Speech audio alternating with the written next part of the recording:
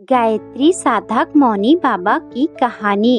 विंध्याचल की पर्वतमालाओं तथा माँ विंध्यवासिनी के मंदिर के निकट ही मौनी बाबा की गुफा थी। वहाँ वह अपने 2 शिष्यों के साथ माँ गायत्री की अखंड साधना में लीन थे। माँ गायत्री की निरंतर साधना तथा गायत्री महामंत्र के जप और ध्यान के प्रभाव से उनका व्यक्तित्व सूर्य की तरह प्रखर तेज से अलौकिक रहता था। वह एक ऐसे सिद्ध साधक थे जिनके पास विभिन्न सिद्धियां और विभूतियां सहज उपलब्ध थी। उनकी ख्याति दूर दूर तक फैली हुई थी, किंतु वह स्वामी जी मौन व्रत के कारण किसी से बातचीत नहीं करते थे। उन्होंने 40 वर्ष से मौन व्रत ले रखा था, इसीलिए वे किसी से मिलते जुलते और बातचीत नहीं करते थे। हमेशा मौन रहने के कारण ही लोगों ने उन्हें मौनी बाबा कहना शुरू कर दिया था। जब भी उन्हें किसी वस्तु की आवश्यकता होती थी, वे संकेत देकर या जमीन पर लिखकर समझा देते थे। वैसे बाबा जी की जरूरतें कुछ खास नहीं थी। 2 अंगोछा और लंगोटी में काम चला लेते थे। भोजन में नीम, बेल और तुलसी पत्र पीसकर खा लेते थे। उनका जीवन पूरी तरह से एक तपस्वी का जीवन था। बाबा जी मौन भले ही रहते थे, लेकिन सबकी मनोकामनाएं पूर्ण करते थे। जो भी उनके पास आया कभी निराश होकर नहीं लौटता था। इसीलिए सभी की उनके प्रति अटूट श्रद्धा थी। बाबा बड़े ही शांत, सौम्य और दूरदर्शी स्वभाव के थे। सूर्य सा तेज उनके मुखमंडल पर हमेशा दीप्तिमान रहता था। जिनको बाबा के आशीर्वाद से लाभ होता वह दूसरों को बताते थे। इससे दिन प्रतिदिन उनकी गुफा पर लोगों की भीड़ बढ़ने लगी, जिससे उनकी साधना में विघ्न में पड़ने लगा। लोगों की समस्याओं का कोई अंत नहीं, और फिर यदि कुछ ऐसा मिल जाए कि मस्तक नवाओ और समाधान पाओ, तो कौन चूकेगा। इसीलिए बाबा जी ने नीचे वाली गुफा में अपने 2 शिष्यों को बिठा दिया और स्वयं ऊपर की गुफा में जाकर साधना करने लगे।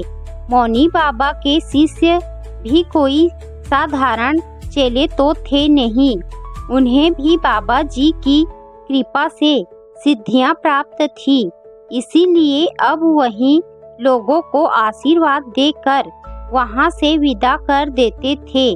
ज्यादातर लोग सांसारिक इच्छाओं की पूर्ति के लिए आते थे, इसीलिए उन्हें उपयुक्त आशीर्वाद दे दिया जाता और वह संतोष पूर्वक वापस लौट जाते थे। मौनी बाबा जिस राज्य में रहते थे, वहाँ का राजा निसंतान था।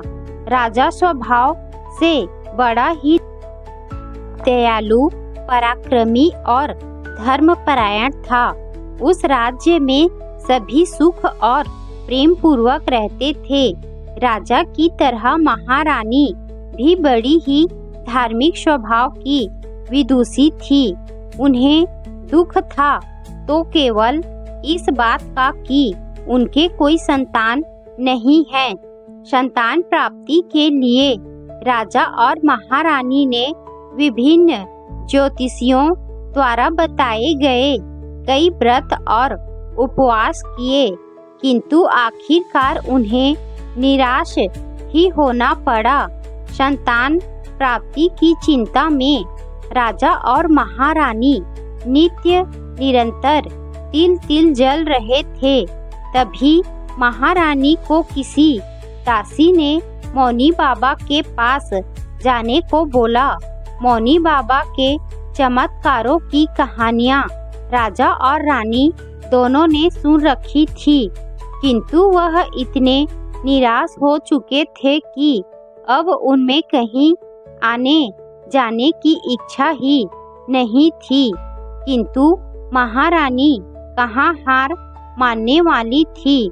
रानी ने महाराज से मौनी बाबा के पास जाने की इच्छा व्यक्त की।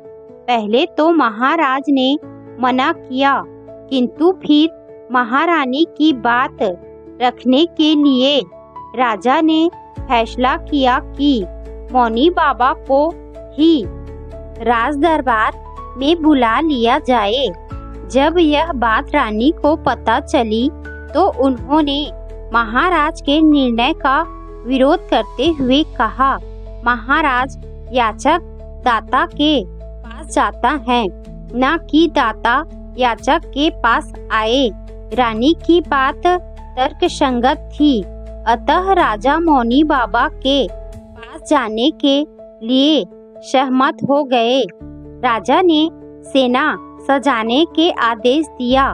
तब महारानी फिर बोली, महाराज हम वहाँ कोई युद्ध करने या अपना वैभव दिखाने नहीं जा रहे हैं, बल्कि एक याचक की भांति कुछ मांगने जा रहे हैं। अतः हमें एक याचक के वेश में ही वहाँ जाना चाहिए।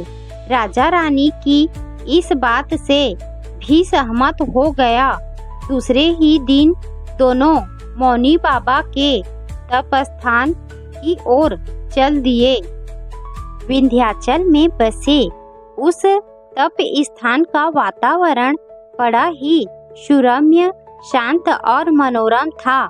निकट ही झरनों का कलकल और पक्षियों की चहचहाहट मधुर संगीत बिखेर रही थी।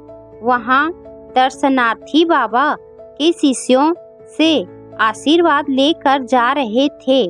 राजा और रानी दोनों ने बाबा के शिष्यों को प्रणाम किया और वहाँ बैठ गए। कुछ देर बाद रानी ने बाबा के दर्शनों की अभिलाषा व्यक्त की। अब तक बाबा के इन दोनों शिष्यों के अलावा ऊपर वाली गुफा में कोई नहीं गया था, लेकिन आज पता नहीं क्यों बाबा के शिष्यों ने उन्हें नहीं रोका। राजा और रानी दोनों ने गुफा में प्रवेश कर गए। गुफा में बाबा के तप और शांति का अनुपम तेज बिखरा हुआ था। राजा ने इससे पहले ऐसा महान तपस्वी अब तक नहीं देखा था। रानी तो बाबा को देखते ही स्तब्ध रह गई। दोनों ने बाबा को दंडवत प्रणाम किया। बाबा ने अपना दाहिना हाथ उठा दिया।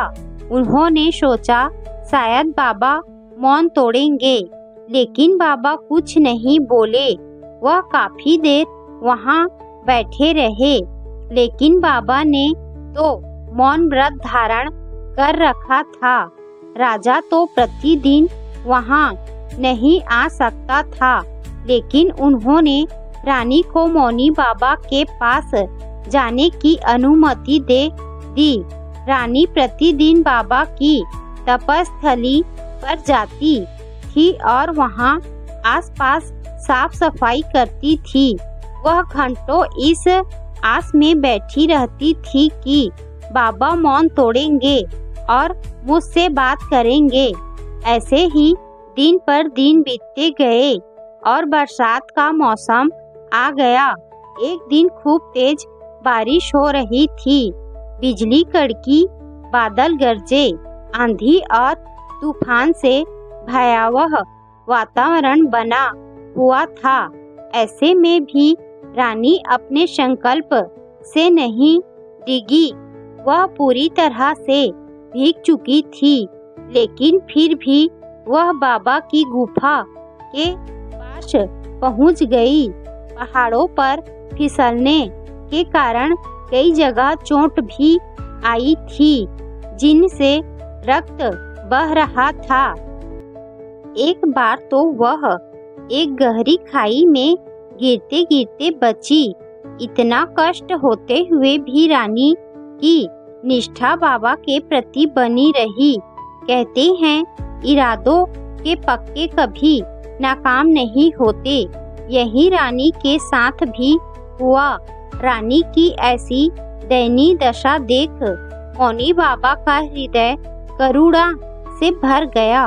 उनका मौन टूटा और वह करुणा स्वरूप में बोले, बेटी तू क्यों इतना कष्ट सह रही है? आखिर तुझे क्या चाहिए? बोल बेटी, क्यों तू इस संकट काल में अपनी जान जोखिम में डालकर मेरी कुटिया तक आई है? बोल तुझे क्या चाहिए? पहले तो रानी को विश्वास नहीं हुआ कि मौनी बाबा बोल उठे। वह खुशी से बाबा की ओर दौड़ पड़ी और उनके चरणों में प्रणाम करते हुए बोली, बाबा मैं अभागिन निसंतान हूँ, मुझे संतान चाहिए। आपके दर से कोई निराश नहीं जाता। बाबा मुझे भी पुत्रवती होने का आशीर्वाद दीजिए। बाबा तो करुणा के सागर थे। बोल दिए, जा तुझे पुत्र होगा। बाबा से वरदान पाकर रानी प्रसन्नता पूर्वक लौट आई। उसके बाद बाबा ने ध्यान में जाकर देखा तो पता चला कि महारानी के भाग्य में कोई संतान है ही नहीं। लेकिन मौनी बाबा तो आशीर्वाद दे चुके थे। उनका आशीर्वाद झूठा कैसे हो सकता है? उसी क्षण उन्होंने निश्चय किया कि मैं स्वयं रानी की कोख में जन्म लूंगा। उन्होंने समाधि लगाई और प्राण त्याग दिए। दूसरे दिन जब महारानी बाबा के तपस्या स्थान पर पहुंची तो बाबा का पार्थिव शरीर पड़ा था और दोनों शिष्य उनके अंतिम संस्कार की तैयारी कर रहे थे। रानी दुखी होकर लौट आई। बाबा के आशीर्वाद के अनुसार कुछ दिनों बाद महारानी गर्भवती हो गई। राजमहल में चारों ओर खुशियों का माहौल छा गया और महाराज के नीरस जीवन में फिर से सरसता आ गई। यथा समय एक सुंदर राजकुमार ने जन्म लिया, जो जन्म से ही मौन था। राजकुमार सभी तरह सुलक्षणों से युक्त था, किंतु वह कुछ भी बोलता नहीं था। राजा ने अनेकों वैद्य और ज्योतिषियों को बताया, लेकिन कोई भी राजकुमार से एक शब्द न कहला सके। वैसे राजकुमार के शरीर में ऐसी कोई कमी नहीं थी कि उन्हें गूंगा कहा जा सके। लेकिन फिर भी जब सभी प्रयास निरर्थक हो गए तो राजा ने घोषणा कर दी कि जो कोई भी राजकुमार को बुलवा देगा उसे आधा राज्य दिया जाएगा। मेघावी राजकुमार ने कुछ ही समय में सारी विद्याएं सीख ली और सभी कलाएं सीख ली। एक दिन राजकुमार मंत्री के पुत्र के साथ आखेट खेलने के लिए जंगल में गया। हालांकि राजकुमार को हिंसा बिल्कुल भी पसंद नहीं, लेकिन फिर भी वह मंत्री के पुत्र के साथ गया। उस दिन सिपाही दिन भर भटकते रहे, लेकिन कोई शिकार नहीं मिला और शाम गई तो वापस लौटने लगे। तभी रास्ते में एक झाड़ी में से एक हिरण बोल पड़ा।